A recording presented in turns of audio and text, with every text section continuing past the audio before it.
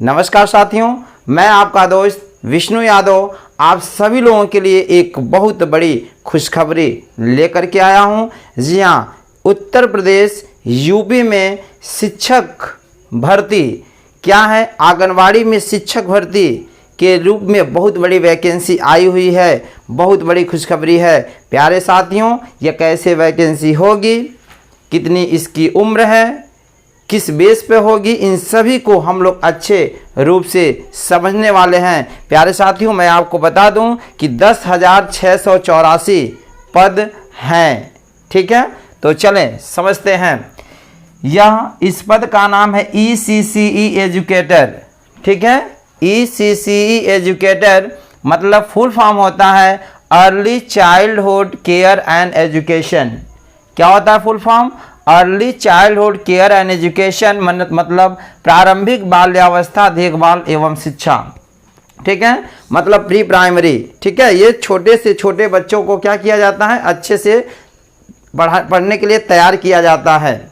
ठीक है, अच्छे से उस बच्चे का बेस मजबूत किया जाता है। ऐसे टीचरों की वैकेंसी होने जा रही है। यानी पद का नाम है ECCE एजुकेटर और पदों की संख्या है बाबू 10,684। कितना पद है? 10,684। और सबसे बड़ी बात यह है कि आपको अपने आंगनवाड़ी जो केंद्र होते हैं वहां पर इसकी वैकेंसी होनी है। जरा ध्यान से समझिएगा। पदों की संख्या है 10,684 और नियुक्ति स्थान यानी 75 जनपद अवस्थित को लोकेटेड आंगनवाड़ी केंद्र युक्त 10,684 विद्यालय। मतलब जहां प्राइमरी स्कूल होते हैं, प्राथमिक विद्यालय होते हैं, उसी में एक साइड में आंगनवाड़ी केंद्र होता है। ठीक है, और उसी आंगनवाड़ी केंद्रों में यह वैकेंसी निकली हुई है एक शिक्षक के रूप में, जिसे कहा जा सकता है शिक्षक वीर। जैसे अग्निवीर होते हैं ना, वैसे ये क्या हो जाएंगे, शिक्षक वीर। ठीक है, तो यह शिक्षक वीर की वैकेंसी है। ठीक है, तो यह 10,684। ठीक है, मतलब एक आंगनवाड़ी केंद्र पर एक टीचर की क्या होने जा रही है, नियुक्ति होने जा रही है। ठीक है, तो नियुक्ति का प्रकार क्या है, संविदा आउटसोर्सिंग के माध्यम से। यह जो वैकेंसी है बाबू, ये परमानेंट वैकेंसी नहीं है। कैसी है? संविदा के रूप में रखा जाएगा, आउटसोर्सिंग के माध्यम से रखा जाएगा। और संविदा की अवधि कितनी होगी? 11 माह। इसकी जो संविदा की अवधि होगी क्या होगा? 11 माह। अब ये मत कहना, यह मत सोचना कि सर 11 माह ही में ही यह बंद हो जाएगा। नहीं नहीं, इसके लिए आप बिल्कुल परेशान ना हो, यह हर साल रिन्यूअल होता रहता है। ठीक है, बहुत अच्छी वैकेंसी, आप लोग फॉर्म जरूर भरिएगा इसको। ठीक है, चलिए मानदेय की बात करते हैं। मानदेय इसका है 10,313 प्रति माह। ये बताओ 10,313 मानदेय है, काफ़ी अच्छा।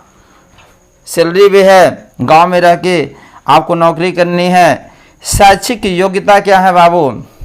इसकी जो शैक्षिक योग्यता है, मान्यता प्राप्त विश्वविद्यालय से स्नातक परीक्षा गृह विज्ञान मुख्य विषय के साथ 50% अंकों के साथ उत्तीर्ण होना चाहिए। मतलब वे लोग जो स्नातक में 50% से पास हुई हों, और यही नहीं 50% के साथ साथ क्या हो, गृह विज्ञान ली हों, मतलब होम साइंस ली हों, वही लोग इसको आवेदन कर सकती हैं। ठीक है, दूसरी बात क्या है, आरक्षित वर्गों को नियमानुसार न्यूनतम अंकों में 5% की छूट होगी। यानी वे बच्चियां जो आरक्षित वर्ग माने जो पिछड़ी या अन्य जातियों में जिसमें आयु में छूट मिलता है, उन लोगों को क्या करना होगा, 5% की कम अगर है तो यानी 45% पर भी वे लोग क्या करेंगे, इस फॉर्म को भर सकते हैं। अथवा अगर मान लीजिए ये दोनों नहीं है, होम साइंस नहीं है, तो एक अन्य डिग्री होनी चाहिए। क्या है? नर्सरी अध्यापक शिक्षा NTT या CT नर्सरी या DBSE का कम से कम 2 वर्ष की अवधि का डिप्लोमा होना चाहिए। इसमें सिंपल ग्रेजुएशन होना चाहिए, और सिंपल ग्रेजुएशन के बाद इन सभी में से कोई 2 वर्ष की अवधि का क्या होना चाहिए, डिप्लोमा होना चाहिए। वे सभी लोग फॉर्म को क्या कर सकती हैं, भर सकती हैं। और अंतिम रूप से आवेदनकर्ता की अधिकतम आयु 1 जुलाई 2024 को 40 वर्ष से अधिक न हो। यानी फॉर्म को भरने से पहले ये जान लें कि आपकी उम्र 40 वर्ष से अधिक नहीं होना चाहिए। दूसरी बात, एक चीज़ और समझें आप लोग, इसके पहले मुख्य सेविका की वैकेंसी आई थी। आप सभी लोगों को पता है मुख्य सेविका वाले जो फॉर्म आए थे उसमें होम साइंस वाली ही बच्चियां फॉर्म में आवेदन की थी। और होम साइंस के अलावा क्या था, जिसका समाज शास्त्र था, वे लोग भी उसमें आवेदन किए थे।